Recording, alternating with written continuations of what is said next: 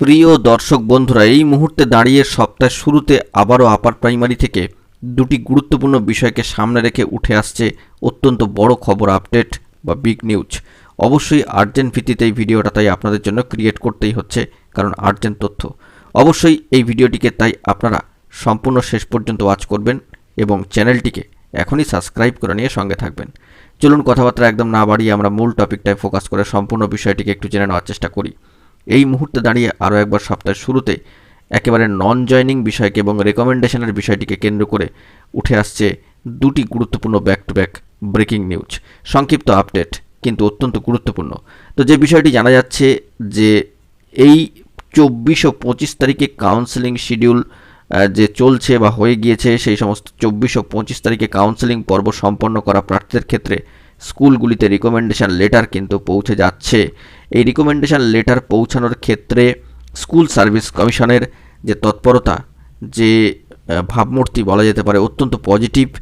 তারা দ্রুত speed post করছেন বিষয়গুলিকে এবং ডেলি বেসিসে এই কাজটা কিন্তু এগোচ্ছে। ডেলি বেসিস বলতে রোজকার ভিত্তিতে নিয়ম বা রুটিন মাফিক কিন্তু এই কাজটা এগোচ্ছে, যাতে করে স্কুল পৌঁছে গিয়ে প্রার্থীদের আর জয়নিংয়ের ক্ষেত্রে কোনো ধরনের প্রবলেম না থাকে। মধ্যশিক্ষা পর্ষদ নয়, এবার থেকে স্কুল ম্যানেজিং কমিটির দায়িত্ব অনেকটা বাড়লো, যে বিষয়টি ইতিপূর্বে আপনাদেরকে উল্লেখ করেছি।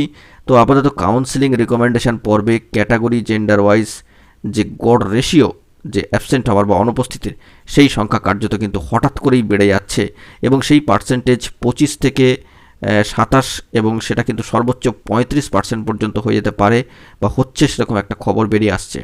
তো সেই দিক থেকে নন জয়নিং পদের জন্য যারা অপেক্ষা করছেন, রীতিমতো তাদের ক্ষেত্রে কিন্তু ভালো খবর হওয়ার সম্ভাবনা থাকছে। শেষ পর্যন্ত অপেক্ষা করতেই হচ্ছে এবং শেষেই কিন্তু ভালো সংবাদটি উঠে আসবে। সার্বিকভাবে নিয়োগের অর্ডার রয়েছে 14,052 এবং সেই লক্ষ্যমাত্রাকে পূরণের লক্ষ্যে পশ্চিমবঙ্গ আপার প্রাইমারি চাকরিপ্রার্থী মঞ্চ সহ আপার প্রাইমারি অন্যান্য সংগঠনগুলি কিন্তু তৎপরতা দেখাচ্ছে।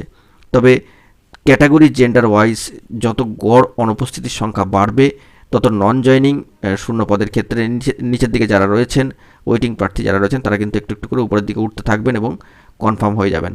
তো এই দুটি গুরুত্বপূর্ণ খবর আপডেট দেওয়ার ছিল এই মুহূর্তে দাঁড়িয়ে আর্জেন্ট ভিত্তিতে।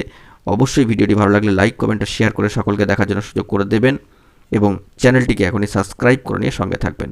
তো দেখা হচ্ছে পরবর্তী কোনো ভিডিওতে, ততক্ষণের জন্য ভালো থাকবেন। ধন্যবাদ।